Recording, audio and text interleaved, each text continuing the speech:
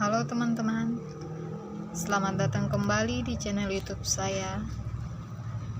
Perkenalkan, nama saya Frisyeta Sane, angkatan 2017, mahasiswa dari program studi pendidikan biologi Fakultas Keguruan dan Ilmu Pendidikan Universitas Patimura Ambon. Oke teman-teman, kali ini kita masih berada dalam topik yang sama tentang review jurnal. Jadi saya diberikan tugas untuk melakukan review jurnal penelitian untuk memenuhi tugas biosistematika dan evolusi tentang evolusi dengan dosen pengampu mata kuliah Profesor Dr. Hasan Tuaputi MPD dan Dr. Sharon Weil MSI. Jadi teman-teman, berikut hasil review jurnal saya dengan judul Analisis Pengetahuan dan Sikap Siswa Terhadap Teori Evolusi pada Siswa Kelas 12 IPA SMA Negeri 16 Medan. Jurnalnya yaitu Pelita Pendidikan, volume dan halaman, volume 4 nomor 3 dan halaman 141 sampai 145. Bulan dan tahun terbit. Bulan Agustus tahun 2016. Penulis jurnal Siska Devianti dan Hasrudin. Reviewernya saya sendiri, Frisyeta Sane. Tanggal review tanggal 19 Desember 2020. Tujuan dari penelitian ini yaitu untuk mengetahui pengetahuan dan sikap siswa terhadap teori evolusi pada siswa kelas 12 IPA di SMA Negeri 16 Medan dengan memberikan tes dan angket kepada siswa pada materi teori evolusi. Metode penelitian yang digunakan yaitu teknik cluster random sampling. Waktu dan tempat penelitian. Penelitian ini dilaksanakan di SMA Negeri 16 yang beralamat di Jalan Kapten Rahmat Budin, Kelurahan Terjun, Kecamatan Medan, Marelen, kode pos 20256 pada bulan Maret 2016 sampai Mei 2016. Populasi dan sampel. Populasi dalam penelitian ini adalah seluruh siswa kelas 12 IPA di SMA Negeri 16 Medan yang berjumlah 184 siswa dan menentukan sampel dengan teknik cluster random sampling didapatkan kelas 12 IPA 1.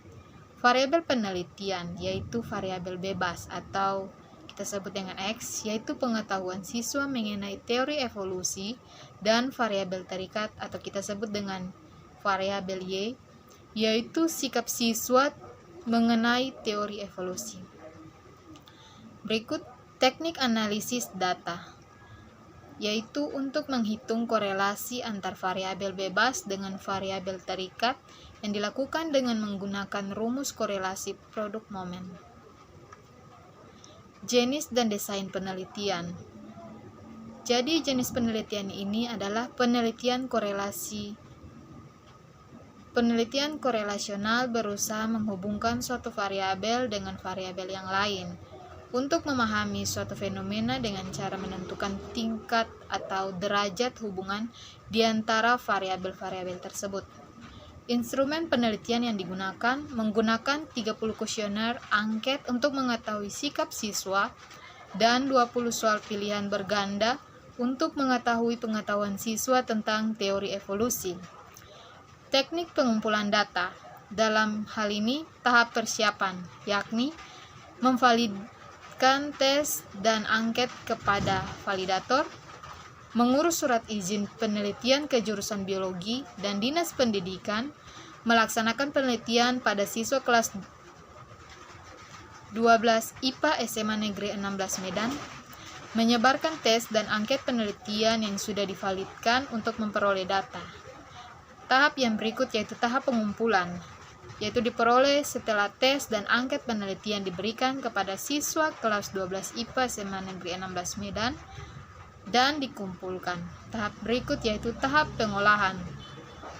Jadi, dalam tahap pengolahan ini yakni klasifikasi hasil tes soal, Jawaban responden diklasifikasi dengan cara memberi bobot pada hasil jawaban, yaitu menjawab benar, angka 1, menjawab salah, angka 0. Klasifikasi hasil angket jawaban responden diklasifikasikan dengan cara memberi bobot pada hasil jawaban.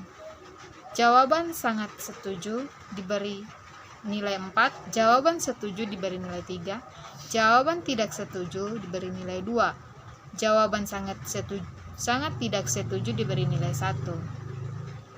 Jadi mendata skor angket dan terakhir menyusun data pada tabel dan tabulasi data. Berikut pembahasan tentang jurnal tersebut. Pendahuluan. Evolusi adalah konsep terpenting dalam biologi. Bahkan seseorang ahli genetika mengatakan bahwa tidak ada yang masuk akal dalam biologi kecuali ditinjau dari sudut pandang evolusi. Teori evolusi menjelaskan mengapa jutaan spesies dapat eksis. Prinsip ini mempersatukan keseluruhan sejarah kehidupan. Jadi secara ringkas, evolusi menyatakan bahwa keanekaragaman bentuk kehidupan muncul sebagai hasil perubahan susunan genetiknya. Jadi penolakan terhadap teori evolusi terkait dengan pernyataan Darwin bahwa spesies berkembang dari spesies yang sederhana ke makhluk hidup yang lebih kompleks. Darwin menyatakan bahwa mutasi adalah sumber keragaman yang selanjutnya melalui seleksi alam akan menyeleksi varian yang survive. Selanjutnya, evolusi terus berlangsung dan dapat menghasilkan spesies yang sangat berlainan dari spesies asalnya. Penolakan teori evolusi didasarkan peranan mutasi gen dan seleksi alam. Pengetahuan adalah merupakan hasil dari tahu, dan ini terjadi setelah orang melakukan penginderaan terhadap suatu objek tertentu. Penginderaan terjadi melalui panca indera manusia, yaitu indera penglihatan, pendengaran, penciuman, rasa, dan raba. Jadi pengetahuan seseorang tentang suatu objek mengandung dua aspek, yaitu aspek positif dan aspek negatif. Kedua aspek ini yang akan menentukan sikap seseorang. Semakin banyak aspek positif dan objek yang diketahui, maka akan menimbulkan sikap makin positif terhadap objek tertentu. Kemudian, para pakar psikologi mendisfungsikan sikap adalah suatu bentuk evaluasi atau reaksi perasaan, dan formulasi sikap itu dikaitkan sebagai aspek positif dan aspek negatif yang dikaitkan dengan suatu objek psikologis. Jadi, sikap itu berhubungan dengan perasaan seseorang terhadap objek, bukan tindakan, di mana perasaan ada kalanya positif dan ada kalanya negatif. Berikut tentang hasil. Berdasarkan hasil analisis data yang diperoleh dari tes pengetahuan siswa pada materi teori evolusi dengan jumlah siswa 34 orang, diketahui skor tertinggi 85 dan skor terendah 20 dengan rata-rata 51,6 dan simpangan baku atau SD sama dengan 21,4, dan terdapat 2 siswa yang berjumlah 5,8% yang pengetahuan tentang materi evolusi sangat baik. Sebanyak 10 siswa atau 29,4% pengetahuan tentang evolusinya baik. 9 siswa atau 26,5% memiliki pengetahuan yang cukup tentang teori evolusi. 2 siswa 5,8% memiliki pengetahuan diperoleh dari hasil angket yang berjumlah 30 butir angket. Dari hasil pengujian sikap siswa pada materi teori evolusi, diketahui skor tertinggi adalah 93 dan skor terendah adalah 42 dengan rata-rata 68,2 dan simpang baku sama dengan 12,7, dan terdapat 3 siswa memiliki sikap yang sangat baik terhadap materi teori evolusi.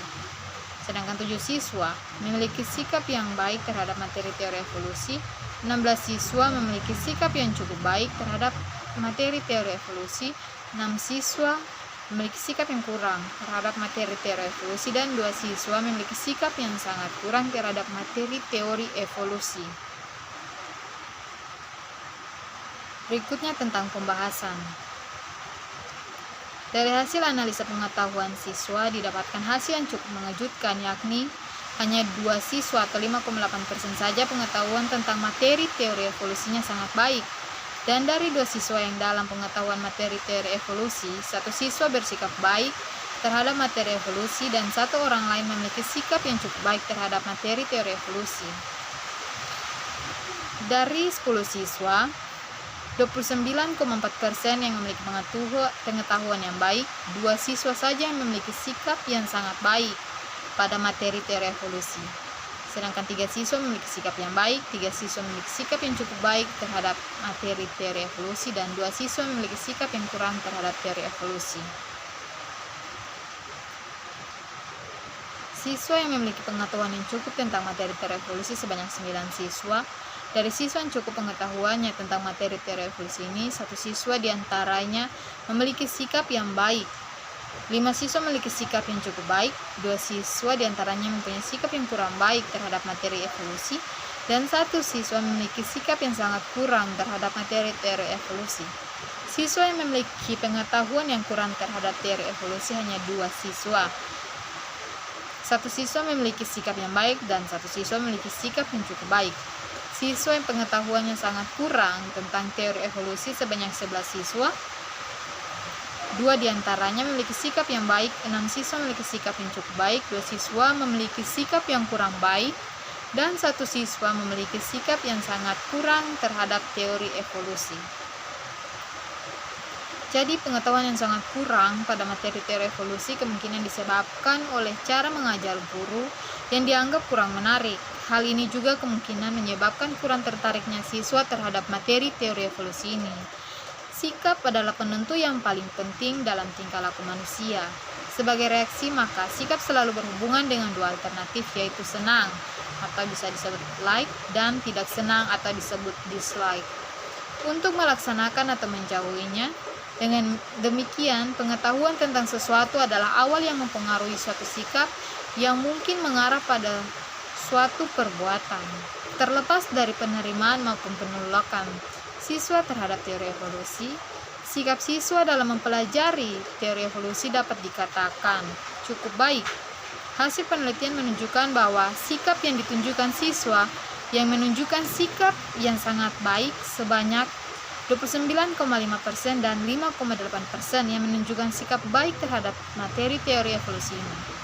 Sedangkan sikap yang cukup baik 47,1% dan kurang baik 17,7%. Dan sikap yang sangat kurang hanya 5,8%. Sesuai dengan yang dikemukakan oleh Nato Atmojo, bahwa pengetahuan yang baik akan menimbulkan sikap positif pada seseorang. Kesimpulan dari review jurnal ini, berdasarkan hasil dan pembahasan penelitian yang dilakukan, dapat disimpulkan bahwa pengetahuan yang dimiliki siswa tentang materi teori evolusi dirasa masih belum cukup baik. Hal ini dibuktikan dengan sebagian besar siswa memiliki pengetahuan yang sangat kurang, yakni 11 siswa atau 32,5% tentang teori evolusi. Sikap yang dimiliki siswa tentang materi teori evolusi juga dirasa belum cukup baik. Hal ini dibuktikan dengan sebagian besar siswa memiliki sikap yang cukup baik, 16 siswa, yaitu 47,1% terhadap materi teori evolusi. Jadi hasil analisis hubungan antara pengetahuan dan sikap siswa terhadap materi teori evolusi pada siswa kelas 12 IPA SMA Negeri 16 Medan, hasil statistik diperoleh nilai R terhitung sama dengan 0,32, bernilai positif yang dapat diartikan mempunyai hubungan yang dapat dikategorikan rendah. Oke teman-teman, demikian hasil presentasi saya. Semoga apa yang saya presentasikan dapat bermanfaat, menjadi pengetahuan tambahan bagi teman-teman sekalian. Sekian hasil presentasi saya. Jika ada salah kata dalam pengucapan, mohon dimaafkan. Terima kasih.